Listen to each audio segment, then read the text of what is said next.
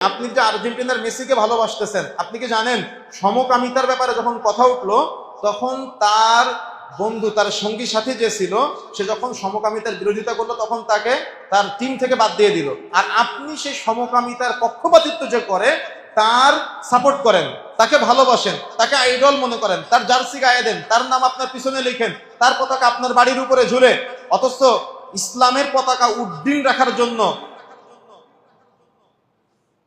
তৎকালীন সময়ের ইসলামের সুশীতল বিধানকে বাস্তবায়ন করার জন্য মুসআব ইবনে উমার রাদিয়াল্লাহু তাআলা আনহু যখন ইসলাম গ্রহণ করে, মুসআব ইবনে উমার রাদিয়াল্লাহু তাআলা আনহু ছিলেন ধনী পরিবারের সন্তান। এই ধনী পরিবারের সন্তান যখন ইসলাম গ্রহণ করলো তখন তার পরিবার থেকে কোনো সম্পদের কানাকুড়িও পায় নাই, কিচ্ছু পায় নাই। এই মুসআব ইবনে উমার রাদিয়াল্লাহু তাআলা আনহু যুদ্ধে যখন শহীদ হচ্ছে তখন তার একটা হাত কেটে ফেলা হলো, তখন আরেক হাত দিয়ে ইসলামের পতাকা উড্ডীন রাখার চেষ্টা করেছে। আরেক হাত যখন কেটে ফেলা হলো তখন বুক দিয়ে ইসলামের পতাকা, কালিমার পতাকা উড্ডীন রাখার চেষ্টা করেছে। আর আপনার কুফর সন্তান সে আজকে অমুসলিমদের পতাকা, ইহুদি খ্রিস্টানদের পতাকা সে আপনার বাড়ির উপরে আজকে ঝোলায়। অথচ আপনার সন্তানের নাম আব্দুল্লাহ, আপনার সন্তানের নাম আব্দুর রহমান, আপনার সন্তান সে মুসলিম দাবি করে আর সে কুফরদের পতাকা, কাফেরদের পতাকা আপনার বাড়ির উপরে ঝুলায়। আর আপনি বাবা হিসেবে সেটা মেনে নেন।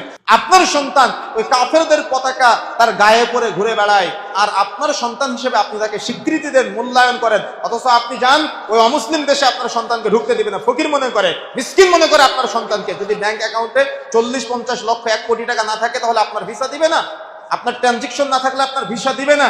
আর আপনার সন্তান এই কুফফারদের সাথে সম্পৃক্ত হয়ে যারা দেখা যাচ্ছে সমকামিতার পক্ষপাতিত্ব করে, যারা অমুসলিম সংস্কৃতি গোটা বিশ্ব ছড়িয়ে দেওয়ার প্রচেষ্টা চালায়, তাদেরকে আপনার সন্তান আইডল মনে করে, তাদের পতাকা আপনার বাড়ির উপরে ঝুলে। অথচ ইসলামের জন্য আপনার সন্তান এক বিন্দু পরিমাণ কোনোদিন 1 সেকেন্ড সময় নষ্ট করে না।